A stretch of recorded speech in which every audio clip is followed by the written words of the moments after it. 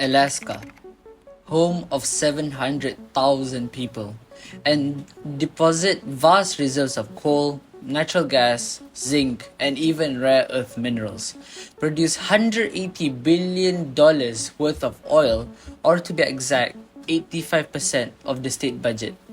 Alaska also has power plants which possess multiple gases, and among them is methane.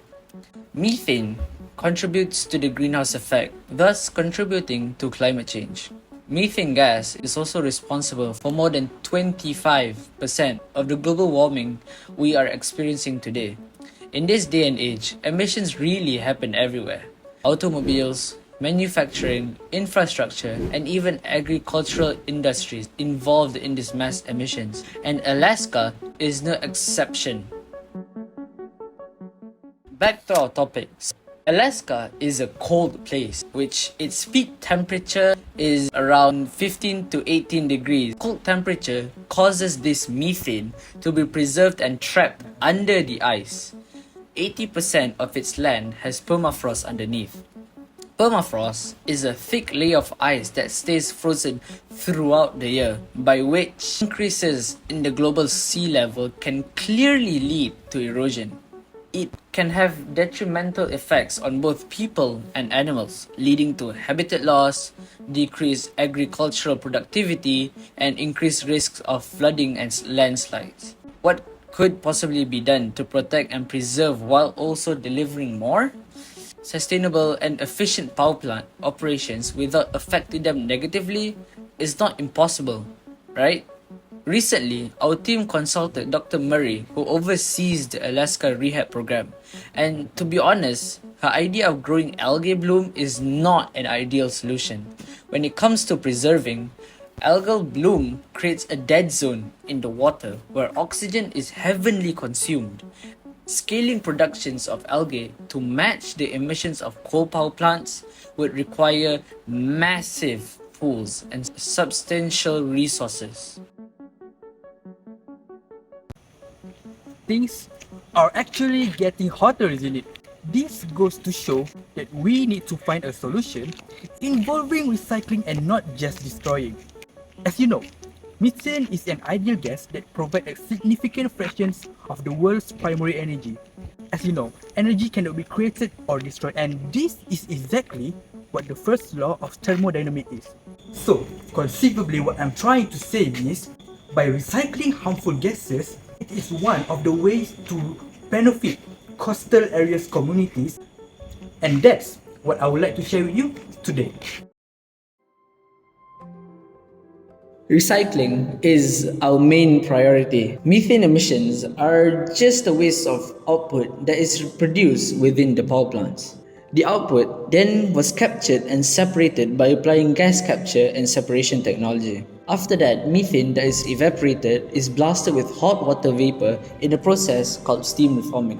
Steam reforming is an endothermic process, typically under 700 to 900 degrees Celsius, which means it can further utilize the excess heat from the power plant. This can lead to an increase of economic viability because no extra energy input is required. Steam reforming produces carbon monoxide and hydrogen, which are then converted into methanol via carbon monoxide hydrogenation. The product methanol is widely used in many industries, for example, clothing, construction, renewable energy sources, and many more. The conversion of methane gas into methanol through a gas recycle and utilization unit in a coal power plant can contribute to several sustainable development goals. Here are a handful of samples. The first SDGs is SDG 7, which is affordable and clean energy. By utilizing methane gas and converting into methanol, the process supports the transition towards affordable and clean energy sources, reducing the reliance on fossil fuels and promoting a more sustainable energy mix. The second SDGs is SDG 13, which is climate action. By converting methane gas into methanol, the process directly addresses climate change by reducing greenhouse gas emissions. Methane has a significantly higher global warming potential than carbon dioxide, so its conversion into methanol helps mitigate its impact on climate, and there are many more SDGs.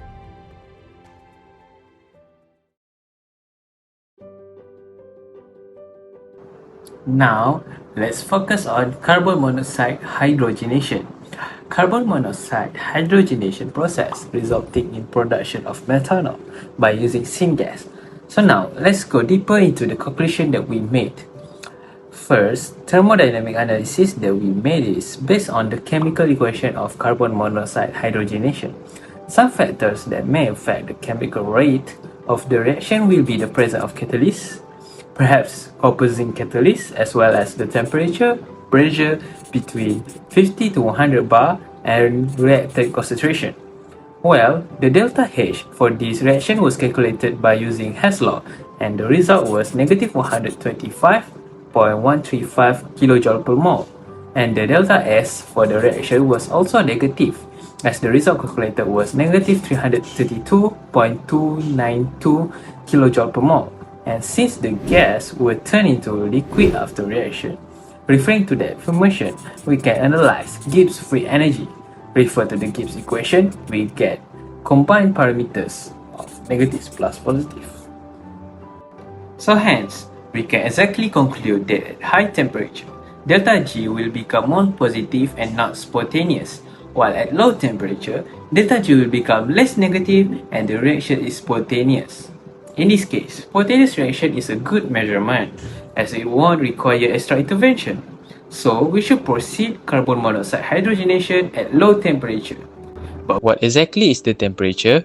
Using the Gibbs free energy equation, delta G at equilibrium is 0 degrees Celsius, delta H is equal to negative 128.135 kJ per mole, and the delta S is equal to negative 332.242 Joule per Kelvin mole. Don't forget to change the Joule unit to cancel it off. The temperature obtained is 385.67 Kelvin, which is 112.52 degrees Celsius. Therefore, the optimal temperature will be below it. On the other hand, we should take note that we have some other limitations. For instance, kinetic analysis without experimental data will not give an accurate insight on the overall order of reaction. So, decreasing concentration of either carbon monoxide or hydrogen will not translate to higher rates if its order is 0. Furthermore, high concentration of reactants means after steam reforming, refining needs to be done before hydrogenation, as multiple factors can affect the process as well. This case study introduced us to greenhouse emissions and harmful gases. It also introduced us for the topics of greenhouse emissions and, most importantly, finding a solution that will not only solve a problem but also to top it off with multiple benefits that can hold and grow. As you know, our objective was to reduce the pollutions of methane gas by recycling the harmful gas into useful chemicals that we can then use for further productions, and our objective was fulfilled. So we came out with two methods, which is steam reforming process and hydrogenation. As you know, hydrogenation process allows us for the storage of excess renewable energy, while for methane produced through hydrogenation can be stored and can be used as an energy source when needed.